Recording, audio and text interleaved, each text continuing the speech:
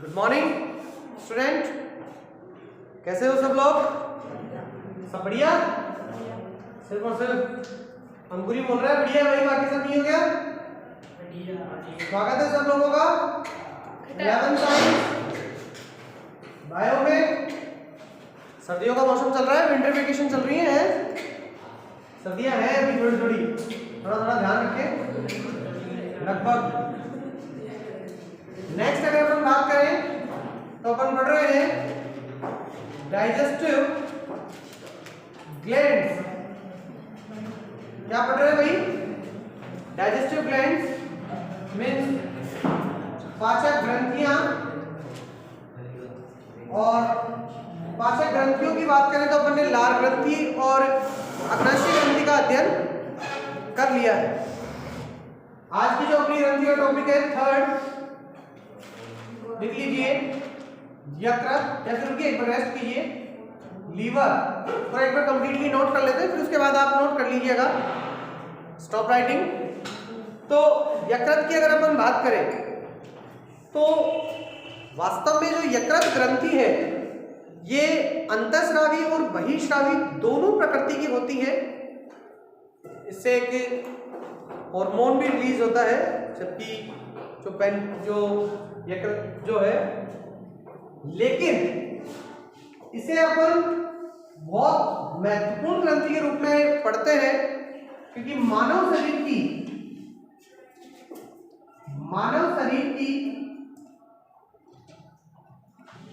सबसे बड़ी ग्रंथि है ये। क्या है? मानव शरीर की सबसे बड़ी ग्रंथि है, जिसके वजन की बात करूं मैं,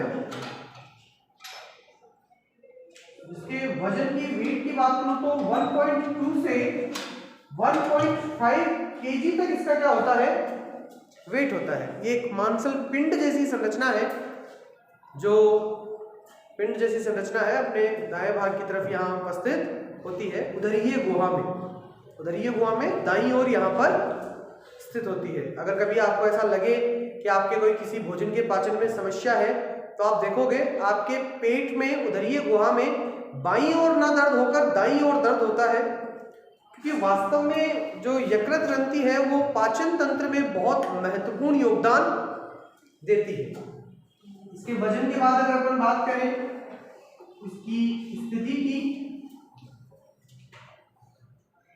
मीन्स इसकी पोजीशन की,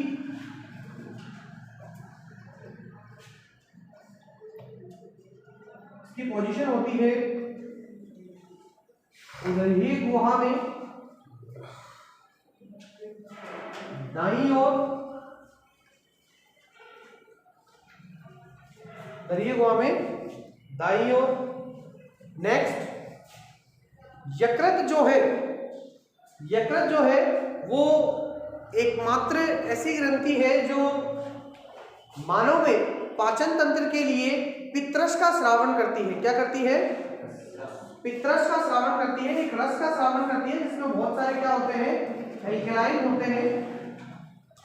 इसमें यहां मैं लिख देता हूं, इसके जो पिंड है लो, तो ये एक द्विपिंडीय या पिंड संरचना है, जिसमें एक तो राइट पिंड और एक होता है लेफ्ट पिंड उपस्थित होता है, जिसका स्टार बना के लिख लें। जो राइट पिंड है बड़ा व लेफ्ट पिंड छोटा होता है। ठीक है? इसकी संरचना कैसे दिखती है तो उसको अपन बनाते हैं। सबसे मोस्टली अपन पहले इसकी संरचना बनाते हैं यहाँ पर, कि जो यकृत है वो किस तरीके का दिखता है।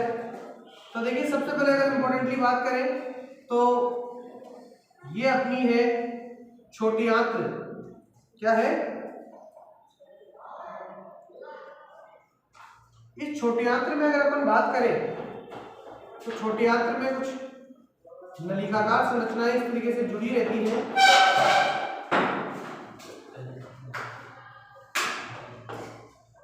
यहाँ आगे चलकर अग्नाशय ग्रंथि जो है वो पिंड रूप में क्या रहती है, उपस्थित होती है। लेकिन इसी में यहाँ दाईं ओर अगर अपन बात करें तो कुछ दो पिंडक संरचनाएं उपस्थित होती हैं। यहाँ एक पित्ताशय जैसी संरचना है,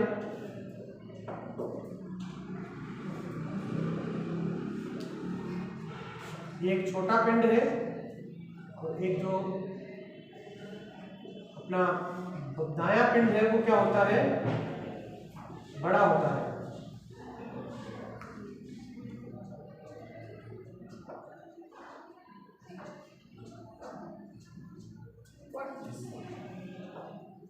यकृत है जिसमें ये अपना राइट पिंड, और ये कौन सा है,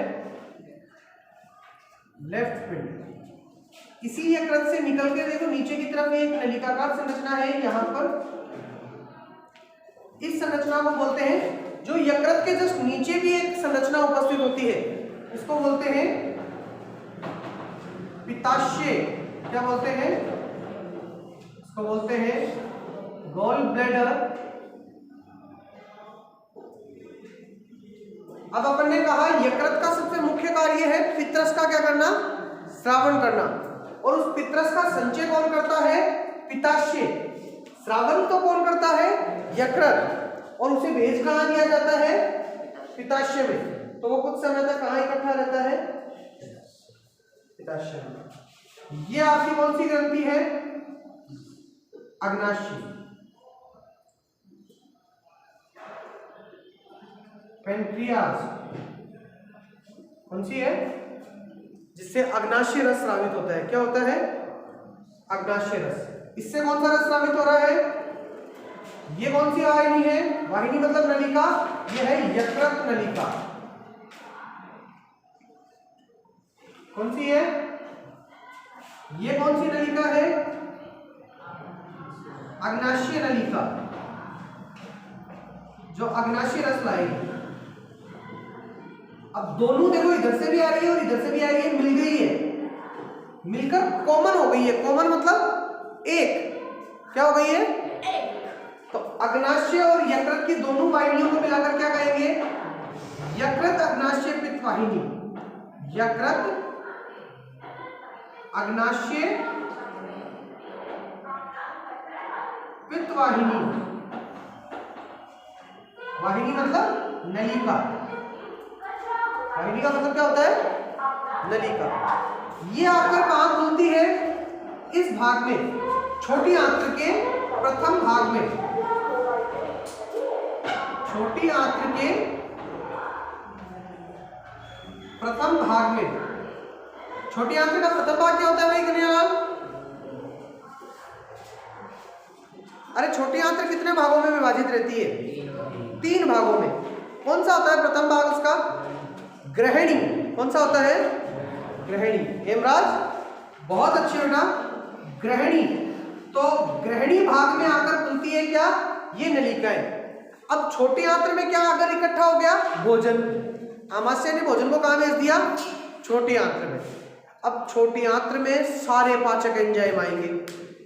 अग्नाशय से भी आ रहा है, यकृत से भी आ रहा है, खुद छोटी आंत्र से भी आ रहे हैं कुछ पाचक रस, और सारे एंजाइम मिलकर भोजन का क्या कर देंगे, पाचन, नष्ट कर देंगे। तो ऊर्जा कैसे मिलेगी, पाचन। क्या कर देंगे, और वो पाचन करने से मानव शरीर को पचित भोजन मिलेगा, जिसका रक्त क्या कर लेगा, अवशोषण।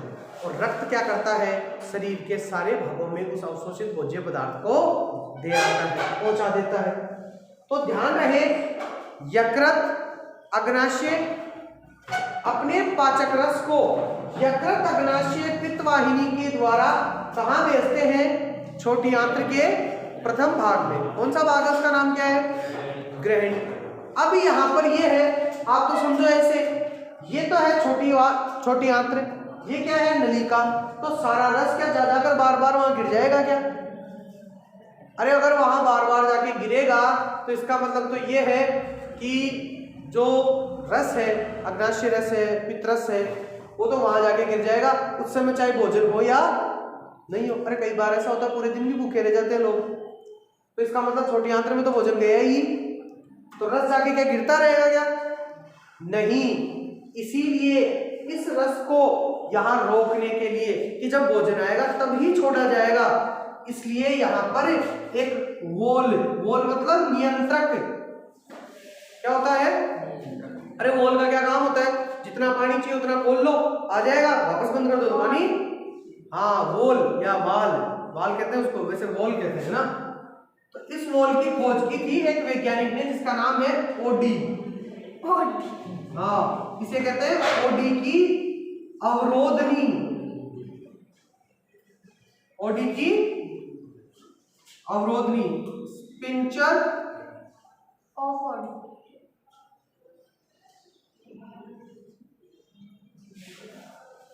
Sphincter of Oddi, sphincter of Oddi. इस प्रकार यह है यकृत की संरचना। अब है यकृत के कार्य, तो अपन यहां क्या लिखेंगे? नेक्स्ट पॉइंट, यकृत के कार्य, फंक्शन ऑफ लीवर। तो सबसे पहला फंक्शन क्या है? तो देखो कुछ बहुत महत्वपूर्ण फंक्शन है इसके। तो सबसे पहला तो है पित्तरस का श्रावण करना। नेक्स्ट सेकंड फंक्शन क्या है?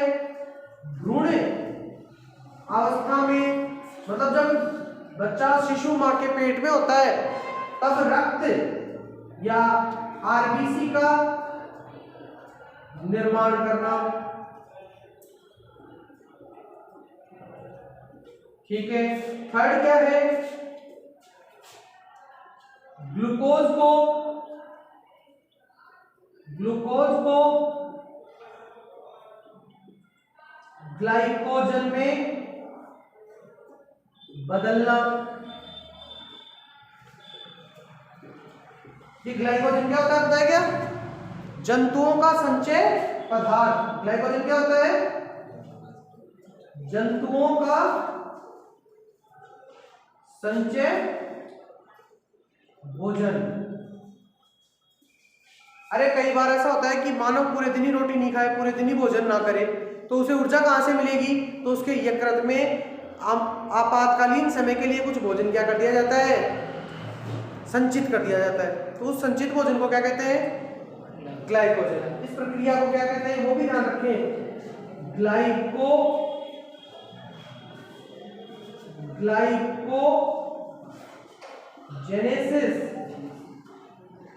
ग्लाइकोजेनेसिस। ऐसे ही फोर्थ,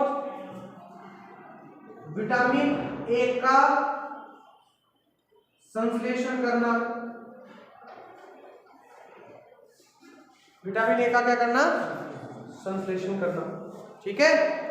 ये कुछ महत्वपूर्ण क्या है यकृत के कार्य है, जिसमें सबसे महत्वपूर्ण कार्य कौन सा है? पित्तरस का क्या करना। बाकी पित्तरस का संचय कौन करता है? पित्ताशय। तो यहां लिख लो, पित्तरस का संचय करना। पित्तरस का क्या करना? संचय करना। ठीक है भाई, राइट है बॉस। ये अपने पास कौन सी ग्रंथि आई है? पहले कौन सी आई थी? लार ग्रंथि। क्या स्रावित करती है? लार। मुख में पहुंचने वाली लार। इसके अलावा और क्या आई फिर? अग्नाशय। अग्नाशय क्या स्रावित करती है? अग्नाशय रस। और हार्मोन भी स्रावित है। कौन कौन से हार्मोन? अल्फा कोशिका ग्लूकेगॉन, बीटा कोशिका इंसुलिन, गामा कोशिका सोमेटोस्टेटिन। फिर आओ यकृत, मानव शरीर की सबसे बड़ी कोशिका, सबसे बड़ी ग्रंथि, लगभग 1.5 kg के आसपास, 1200 ग्राम से लेकर 1500 ग्राम तक का इसका क्या होता है? वजन होता है। इसी प्रकार आपके पास कौन कौन सी ग्रंथि आ चुकी है? लार, अग्नाशय, यकृत और पित्ताशय का वर्णन नहीं है क्योंकि पित्ताशय कोई ग्रंथि नहीं होती है, ये तो सिर्फ एक यकृत के नीचे उपस्थित एक थैला है, पैकेट है, जिसमें क्या संचित हो जाता है, पित्तरस। ठीक है भाई, राइट है। थैंक्स फॉर वॉचिंग, कंटिन्यू देखते रहो, यकृत को आप नोट कर सकते हैं।